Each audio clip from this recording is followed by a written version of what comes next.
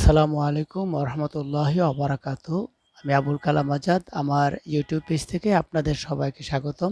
আজকে আমি আমার একটা ছোটবেলার গল্প বলবো।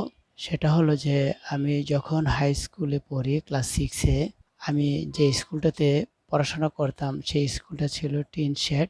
এটার পেছনের একটা বাঁশের বেড়া ছিল, কিঞ্চিত ভাঙা ছিল। ঠিক স্কুলের পিছনে একটা পুকুর ছিল।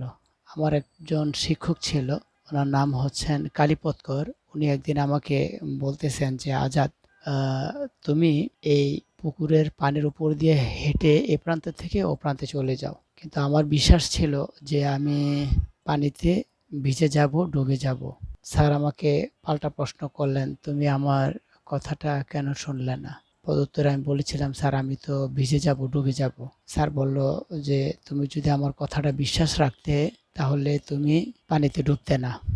বর্তমানে এসে আসলে বুঝতে পারি, উপলব্ধি করতে পারি আসলে বিশ্বাস এর কি জোর। একটি বিশ্বাস কি আমূল পরিবর্তন আনতে পারে একটা মানুষের জীবনে। ছোটবেলায় একটা বই পড়েছিলাম, বইটার নাম ছিল যেখানে ডাক্তার নেই। সেই বইটিতে উল্লেখ করা ছিল যে একদিন একজন ডাক্তার গ্রামের পাশ দিয়ে হেঁটে যাচ্ছিলেন। এমন সময় একটি বাড়ি থেকে একজন লোক ডাক্তারকে ডাকলেন, বললেন, ডাক্তার সাহেব, আমার বাইস্তা খুব অসুস্থ, তার প্রচণ্ড পেট ব্যথা। ডাক্তার এসে রোগীকে দেখলেন, তার শরীর চেক আপ করে উনি দেখলেন যে মেজর কোনো সমস্যা নেই। তখন ডাক্তার কি ট্রিটমেন্ট দিবেন অনেক ভেবেচিন্তে তাকে ব্যাগ থেকে ডিস্টিল ওয়াটার বাইর করে ইঞ্জেকশনের মাধ্যমে পুশ করে দেন।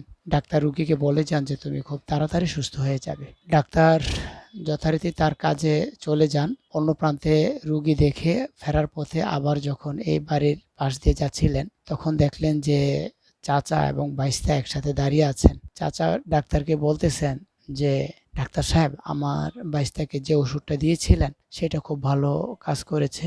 আপনি ওষুধটা দিয়ে যাওয়ার কিছুক্ষণ পরে সে সম্পূর্ণ সুস্থ হয়ে গেছে। ডাক্তার সাহেব মৃদু হাসলেন। উনি বুঝতে পারলেন যে উনি আসলে কি ট্রিটমেন্ট দিয়েছিলেন। আসলে রুগীর এখানে একটা বিশ্বাস ছিল যে তাকে যে মেডিসিন দেওয়া হয়েছে সেটা জন্যই সে সুস্থ বোধ, একটু আরাম বোধ করছে। তার একটা বিশ্বাস তৈরি হয়েছে, সেই বিশ্বাসের কারণে সে ভালো বোধ করতেছে। অ্যাকচুয়ালি আমাদের প্রত্যেকের জীবনেই অনেক কষ্টের মুহূর্ত যায়, অনেক আনন্দের মুহূর্ত যায়। তো এই মুহূর্তগুলোর মধ্যে থেকে যে সময়টাতে আমরা খুব কষ্টে ভুগি, তখন আমাদের যদি মনের শক্তিটা যদি প্রবল থাকে তাহলে আমরা বড় বড় বিপদ সমস্যা থেকে মুক্তি পেতে পারি। যেমন প্রচলিত একটা ভাষায় কথা আছে যে বনের বাঘে খায় না, মনের বাঘে খায়। মরে যাওয়ার পূর্বেই যদি মরে যাই তাহলে আসলে আমি মরে গেছি।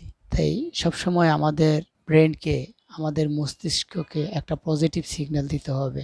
আমার কিছু হয়নি, আলহামদুলিল্লাহ ভালো আছি, আমার জন্য আল্লাহ যথেষ্ট। তাহলে দেখবেন যে বড় বড় সমস্যা আপনি মোকাবেলা করে ফেলবেন অতি সহজে। মানুষের জীবন মাত্রই সুখ, দুঃখ, কষ্ট থাকবে, এটা জীবনের একটা অংশ। আমাদের সেই কষ্টের মুহূর্তগুলোতে আমাদের ধৈর্য ধারণ করতে হবে। আল্লাহ আমাদের সবাইকে ধৈর্য ধারণ করার তৌফিক দান করেন। আমিন। আসসালামু আলাইকুম রহমতুল্লাহি ওয়া বারাকাতুহু।